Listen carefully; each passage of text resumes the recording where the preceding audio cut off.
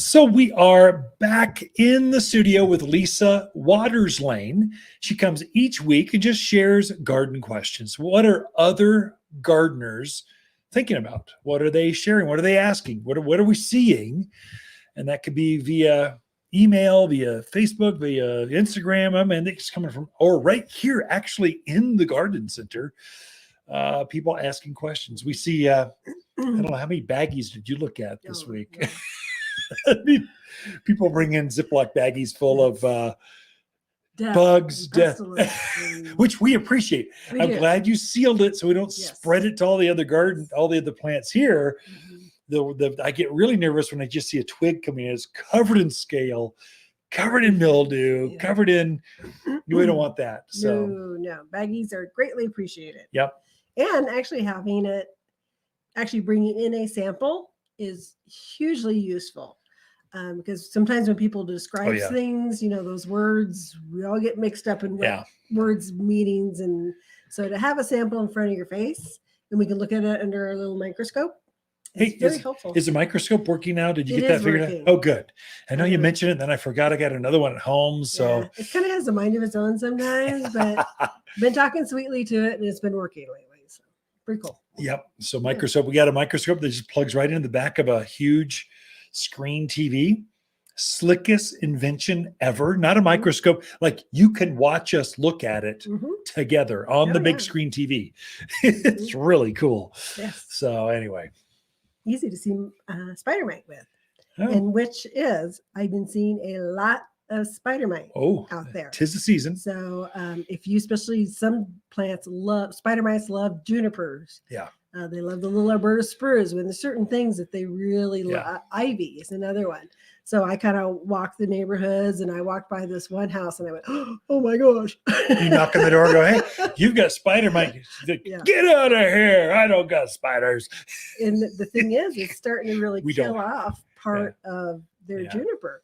So it's something, go out in your yard and peruse a little bit. So spider mites are that real fine webbing. Kind of looks like it has specks in it, or sometimes it can look dusty. But it is definitely something you want to get on top of right away. Had them on YEW a couple of years ago, and I took my phone out just with a black screen, tapped the foliage over the black screen without the power on.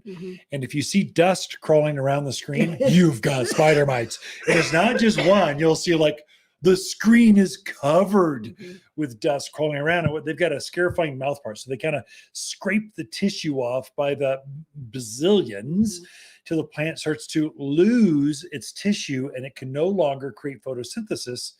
And so it can no longer take in nutrients from the sun and the plant dies. It succumbs. You can literally kill this thing you can hardly see can literally kill the plant. So be aware of it. That's our public service announcement. Danger, Will Robinson, danger. But we do have other questions. Our first question is from Kurt in Prescott. He's got a new neighbor that now he's looking from his kitchen window into their bathroom window. And he wants to block that. He's up on a ridge line where the wind blows and blows and blows. So he needs something tough that can get fairly tall, 6 to 8 feet, and take that wind and the abuse. So is that Kurt with a C or Kurt with a K? Sorry. Didn't mean to choke you up there. Sorry. Allergies still going on. Okay. So Kurt, yes, you need to be careful. These are ridge lines. You need plants that can take the wind. And I'm sure what you didn't say was you've got great views and no soil. So it seems like those ridge lines, all the soil kind of settles and runs. So you got rocks or soils in between the boulders. We almost make little pockets for plants to go into. There are certain plants are going to love that. Some are going to hate that. What to look at. So a window's typically, 6 to 8 feet up off the ground. So it sounds like Kurt's wanting something 6 to 8 feet, maybe taller, and it's a neighbor, so it's a side yard. So I'm doing some assumptions. Kurt, take a picture, bring it in. We can do so much more with that. But anyway, we look at so many things. We could probably help you with that. Look at number one seller, red-tipped Photinia. There's one called Red Rocket. Was that the name? Red Dynamite. Red Dynamite. Dynamo. Red Dynamo. red tip photinia. It gets up about head high, a little bit taller, thick as can be. We shear it or hedge it quite often, and it's quite handsome. Another one, if it's a side yard and you've got a fence, you just need something to crawl up it, you could look at vines. So we use that often on side yards. So honeysuckle, Virginia creeper, gosh, there's so many. What's the one with the red flower? Trumpet vine. There's a bunch of them. They'll grow up to the top of the wall and about 2 feet above. So you can kind of picture how far that's going to go up there. And vines are very strong, especially the native ones, at taking our wind and our sun. I would say the one that I like the most, just my personal, I like silverberry or Ellie agnes. It's a native plant. It's an evergreen, gets up well above head high, width-wise, but it's as tall as red tip photinia, but way stronger. It doesn't get the disease. Animals don't eat on it. It's stronger. And once it gets up to size, you don't have to water it again ever. No care. So Ellie agnes or silverberry is the native one. A companion to that would be cotoneaster or cotton easter is how it's kind of spelled. But there's one called red clusterberry. Yeah, red clusterberry cotoneaster. Very fast grower. It might be too big for a side yard. That's one, take a picture. It helps us a lot to get you the right. When we look at a picture, we're looking at what else is growing there. So companion plants. We're looking at shadowing because now it's north, south, east, west. And then we might ask you what neighborhood you live in because we know the soils. What kind of soil Southview has as opposed to, Quailwood. We'll just kind of know all that. And so we might help you with that so we can get the right plant in the right spot. But red clusterberry cotoneaster, tremendous plant, fast growth, white flowers in spring, red flowers through the winter. Red berries. Oh, right. Yeah. Red berries through the winter. Quite striking. It is.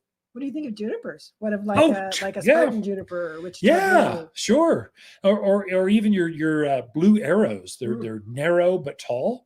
Looks quite striking down that in between you and your neighbor looking in. So we can help you with privacy. That's one you probably, instead of just winging it, you probably need to know more. Hey, Doc, I stubbed my toe. Do you know what's wrong? Well, no, I can't tell you. Hey, Doc, I need new hair implants. Well, let's see what color it is. Let's see more. It's a bad analogy. We won't go down that path anymore. So anyway, what else you got? Don't make me laugh. It's not good. All right. James is in Prescott. He put a new lawn in March. Okay. So new lawn coming up. Great. Wants to know, it's getting warmer. Yeah. Should I change my watering frequency and length, or what do you recommend for new lawns? So watering, specifically lawns. So don't ever change how long it runs. Just get rid of that variable. Otherwise, you will confuse yourself till you just don't know what to do anymore. Find out how long it takes to water a lawn well, or a plant, tree, shrubs, whatever. And then don't ever change that. You always run it for 32 minutes. Or however long you're doing yours. And now all you're dealing with is how frequent should I do it? Way easy variable than how long, or should I change the emitter head, or should I change, just find out what makes them happy at any season. And then all you're playing with, how many days do I skip before I run it again? So my guess is right now we're getting to the 80s, close to 90. You're getting some wind. It's maybe not quite humid yet. The monsoons aren't quite here. I'm guessing you are with a brand new lawn every other day. That's be my guess. Start with that. You're probably every third day or so, maybe twice a week. Right now, I'd maybe bump it up. Take one day out of in between those water cycles and start with that. The great thing is lawns are really good at talking to you. They start to lay down. You walk on them. You can see your feet. Just when you see that, let me just water a little bit, not longer, more frequently. So that's it for this segment. Ken and Lisa Lain, the Mountain Gardeners. Be right back after this.